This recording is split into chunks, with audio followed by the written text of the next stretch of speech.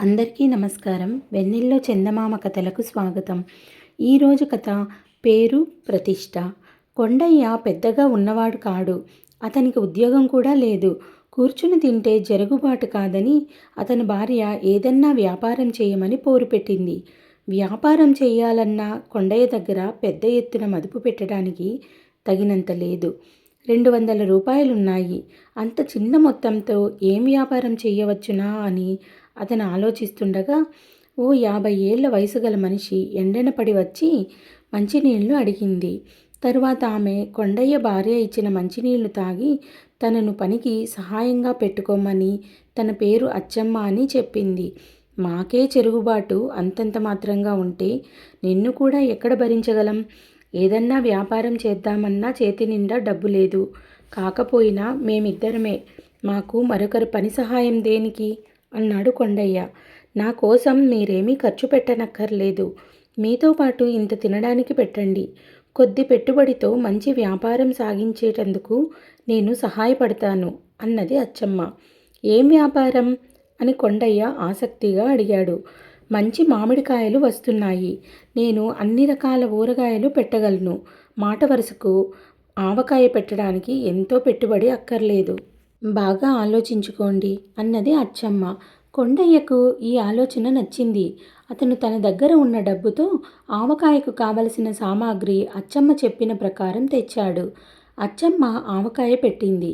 ఆమె ఊరగాయలు పెట్టడంలో గటికురాలనడానికి సందేహం లేదు. కొండయ్య ఆవకాయను సీసాలలో నింపి తోపుడు బండి మీద పెట్టి అచ్చమ్మ ఆవకాయ, అచ్చమ్మ ఆవకాయ అంటూ 4 వీధులు తిరిగి అమ్మసాగాడు. త్వరలోనే సీసాలన్నీ అమ్ముడయ్యాయి. కారణం ఏమిటంటే కొన్న కొద్ది మంది తృప్తిపడి ఇంకా కావాలనటమే కాక 10 మందికి చెప్పారు. మామిడికాయల తరుణం అయిపోయే లోపల అచ్చమ్మ ఊపిరి సలపకుండా మామిడి ఊరగాయలు పెట్టింది. వాటిని జనం ఎగరేసుకుపోయారు. కొండయ్యకు మంచి లాభం వచ్చింది. మామిడికాయలు అయిపోయినా అచ్చమ్మ విరమించలేదు.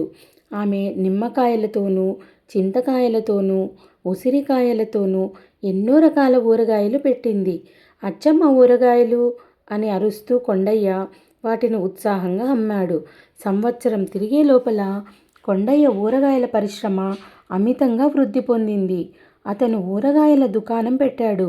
దుకాణం నిండా అరలు, వాటి నిండా సీసాలలో రకరకాల ఊరగాయలు. అన్నిటి మీద చీటీలు అంటించి పెద్ద అక్షరాలలో అచ్చమ్మ ఊరగాయలు అని రాసి దాని కింద చిన్న అక్షరాలలో ఊరగాయ పేరు రాసి పెట్టాడు. ఊరగాయలకు ఎక్కడ లేని గిరాకీ వచ్చింది. అచ్చమ్మ పేరు మారుమ్రోగింది. అచ్చమ్మకు అంత పేరు రావడం కొండయ్య భార్య సహించలేక వ్యాపారం నీది, పెట్టుబడి నీది, మధ్య అచ్చమ్మ పేరు దేనికి? కొండయ్య ఊరగాయలు అని అమ్ము అన్నది భర్తతో. భార్య మాట వినటం అలవాటు ఉన్న కొండయ్య తన దుకాణంలో ఉన్న సీసాలన్నింటి మీద పాత చీటీలు తీసేసి కొత్త చీటీల మీద కొండయ్య ఊరగాయలు అని రాసి అంటించాడు. వెంటనే శాపం తగిలినట్టుగా కొండయ్య వ్యాపారం దెబ్బతిన్నది. అచ్చమ్మ ఊరగాయల కోసం వచ్చిన వాళ్ళు కొండయ్య ఊరగాయలు కొనటానికి ఉత్సాహం చూపించలేదు. పేరు మారింది కానీ అదే అచ్చమ్మ ఆవకాయే అని కొండయ్య చెప్పి చూశాడు కానీ లాభం లేకపోయింది. భార్య చాలా తెలివి తక్కువ సలహా చెప్పిందని గ్రహించి కొండయ్య ఊరగాయల సీసాల మీద చీటీలు మళ్ళీ మార్చి వాటిని అచ్చమ్మ ఊరగాయలు చేసి మళ్ళీ వ్యాపారాన్ని పుంజుకునేటట్టు చేశాడు. అంతా సవ్యంగా సాగిపోతున్న సమయంలో అచ్చమ్మ కాస్త చచ్చిపోయింది. తన బ్రతుకు తెరువు పోయిందని కొండయ్య ఏడుస్తుంటే భార్య సముదాయించి అచ్చమ్మ పోతేనేం, అచ్చమ్మ పేరే మనకు కావలసింది.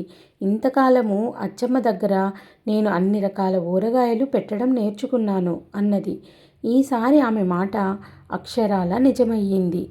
కథ సమాప్తం. ఈ కథ మీకు నచ్చిందనుకుంటాను. నచ్చినట్టయితే లైక్ చేసి, షేర్ చేసి మా ఛానల్ని సబ్స్క్రైబ్ చేసుకుంటారని ఆశిస్తున్నాను. Thank you.